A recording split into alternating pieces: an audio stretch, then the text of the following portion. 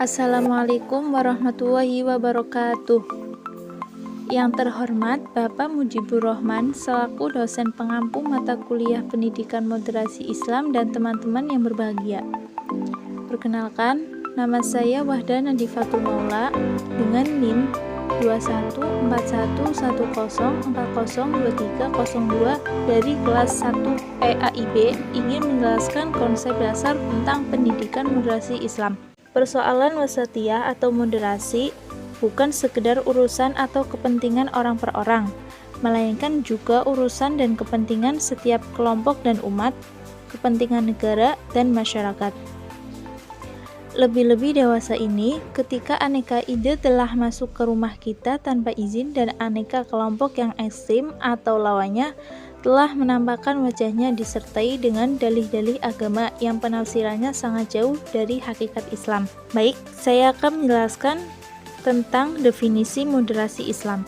Moderasi Islam sendiri berasal dari dua kata, yaitu moderasi dan Islam.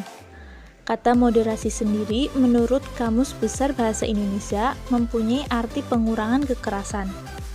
Sedangkan dalam bahasa Arab diartikan al-wasatiyah yang secara bahasa berasal dari wasat.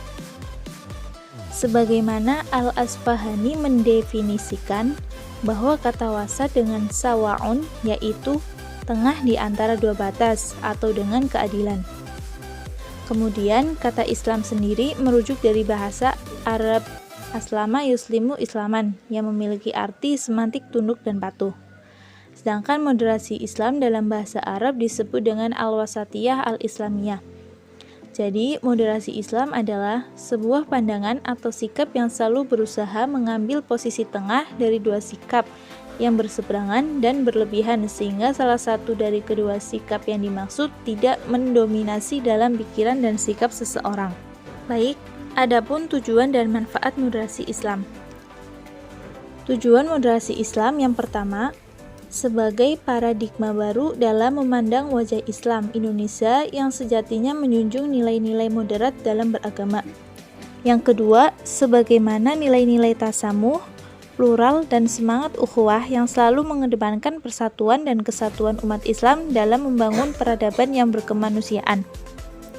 Selanjutnya, manfaat moderasi Islam. Yang pertama, untuk memahami pemahaman moderat dalam Islam. Yang kedua, untuk mengetahui konsep Islam Nusantara. Yang ketiga, untuk mengetahui metodologi moderasi Islam Nusantara. Baik, selanjutnya landasan normatif moderasi Islam. Landasan untuk bersikap moderat merujuk pada dalil dalam Al-Quran dan hadis Nabi Muhammad SAW.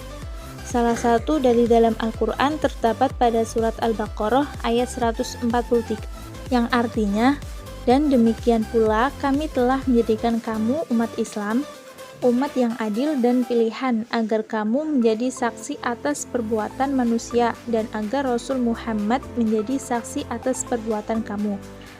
Dan kami tidak menetapkan kiblat yang menjadi kiblatmu sekarang, melainkan agar kami mengetahui supaya nyata siapa yang mengikuti Rasul dan siapa yang membelot.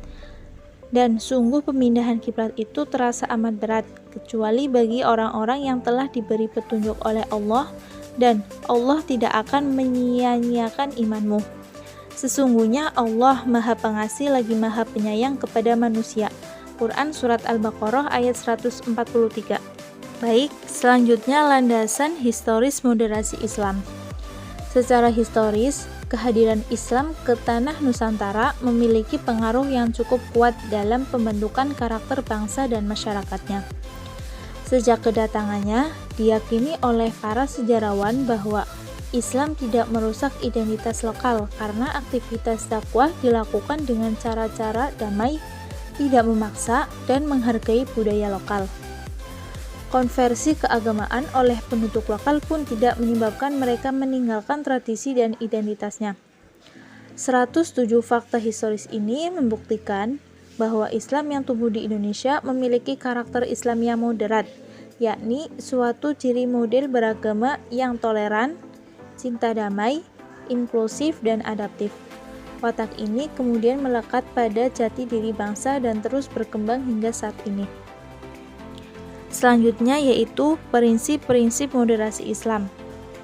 Yang pertama, prinsip qat'i zani, bahwa moderasi Islam juga meyakini bahwa meskipun teks atau nas mengandung makna dan hukum yang qat'i dan tidak bisa digugat lagi, tapi ia juga meyakini bahwa masih terbuka baginya untuk melakukan ijtihad pada alasan dan tujuan hukum yang pasti itu. Yang kedua, prinsip maqasid wasail. Maqasid artinya tujuan-tujuan yang dibidik oleh Allah dari semua sistem hukumnya. Wasail artinya sarana-sarana atau instrumen yang digunakan oleh Allah untuk mewujudkan tujuan-tujuan atau ide moral. Yang ketiga, prinsip usul fur'i. Prinsip ini memiliki hubungan yang erat dengan prinsip maqasid dan wasail.